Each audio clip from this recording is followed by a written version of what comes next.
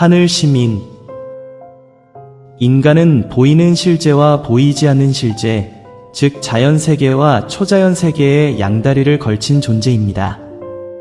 영혼과 육신이 각각 다른 시민권을 가지고 있는 사람이 있고 같은 시민권을 가진 사람이 있습니다. 그 중에서 영혼이 하늘 시민권을 가지고 있는 사람은 얼마나 큰 복을 받은 사람인지 모릅니다. 뉴질랜드 해안에서 배를 타고 나가면 거대한 고래를 볼 수 있는 곳이 있습니다. 수많은 관광객이 지구상에서 가장 큰 동물인 고래를 보기 위하여 이곳을 찾는다고 합니다. 고래는 잠시 바다 수면에서 쉬고 난 후 오징어를 먹기 위해 1600m 정도 깊숙이 잠수하기 전에 굉장한 물 분수를 뿜어내면서 몇 번에 걸쳐 심호흡을 합니다. 그리고 바다 깊숙이 잠수해서 음식물을 얻습니다. 고래는 서식 환경이 따로 있음에도 불구하고 자주 산소를 들이마시기 위해 수면 위로 나와야 하고 그렇게 하지 않으면 죽게 됩니다. 고래는 수면 위의 세상을 알지 못하지만 생명을 유지하기 위해서는 수면이 세상과의 접촉이 절대적으로 필요합니다. 우리가 그리스도를 영접하면 하나님의 자녀가 되고 하늘의 시민권을 갖게 됩니다. 거듭난 자는 하나님의 생명책에 기록되게 됩니다. 비록 육신이 이 땅에 살고 있을지라도 우리는 하나님 나라의 시민권자가 되는 것입니다. 마치 고래가 바다에 살지만 산소를 호흡해야 살아갈 수 있는 이치와 같습니다. 지금 세계에서 가장 자유롭고 개인적인 인격이 존중받는 나라는 역시 미국입니다. 외국인이 미국의 시민권을 얻기는 몹시 어렵습니다. 그러나 미국에서 태어난 사람은 나면서부터 미국 시민입니다. 미국 시민은 전 세계에서 어려움에 부닥쳤을 때 미국이라는 나라의 도움을 받습니다. 힘이 필요할 때는 힘으로, 다른 것이 필요할 때는 다른 것으로 나라에서 많은 도움을 줍니다. 그래서 미국 시민들은 큰 자부심을 가지고 살아갑니다. 우리는 하늘 시민으로서 얼마나 자부심을 가지고 살고 있는지 한번 생각해 볼 필요가 있습니다.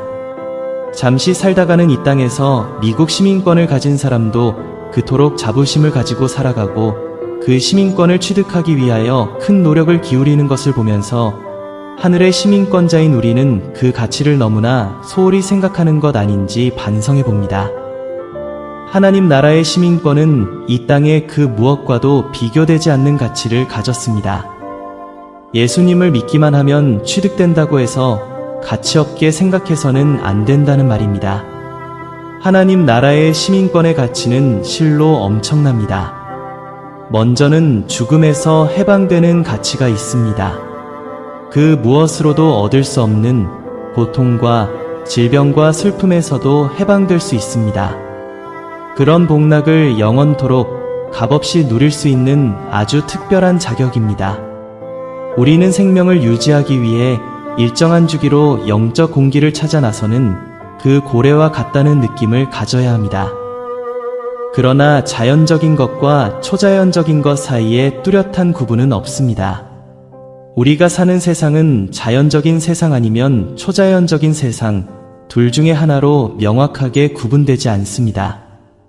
내가 그리스도인으로서 기도하는 것과 예배하는 것, 그리고 병든 자들과 가난한 자들과 감옥에 갇힌 자들에게 하나님의 사랑을 드러내는 것은 초자연적인 것인 동시에 자연적인 것입니다.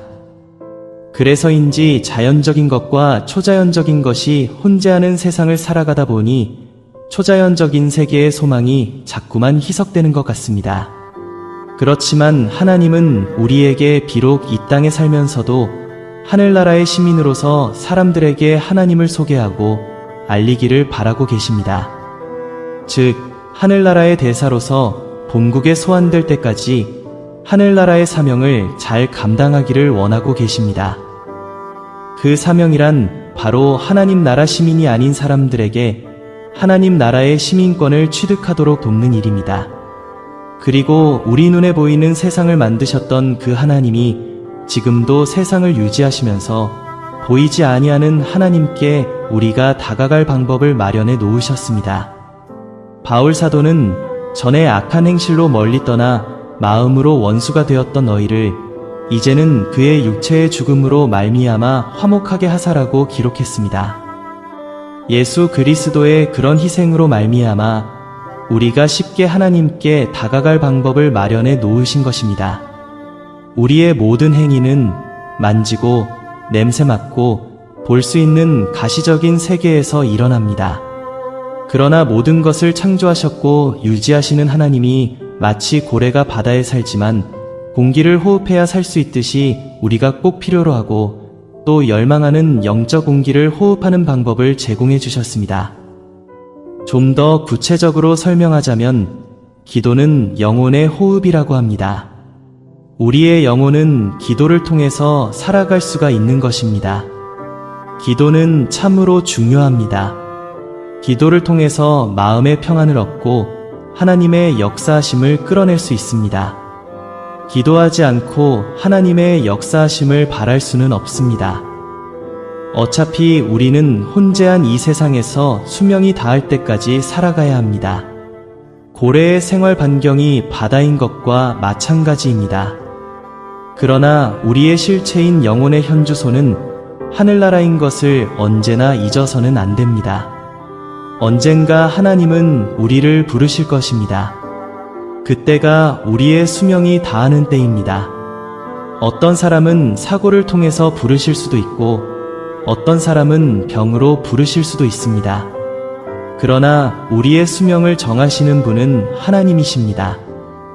우리가 비록 이 땅에서 보잘것없이 살아가고 있지만 우리는 하늘나라의 시민권자임을 항상 잊지 말고 자부심과 긍지를 가지고 살아가야 할 것입니다. 그리고 값없이 시민권을 주시기 위하여 십자가에 달리신 예수님의 은혜에 감사하는 삶을 살아야 할 것입니다. 하나님의 자녀들은 하나님의 보좌에 언제든 나아갈 수 있습니다.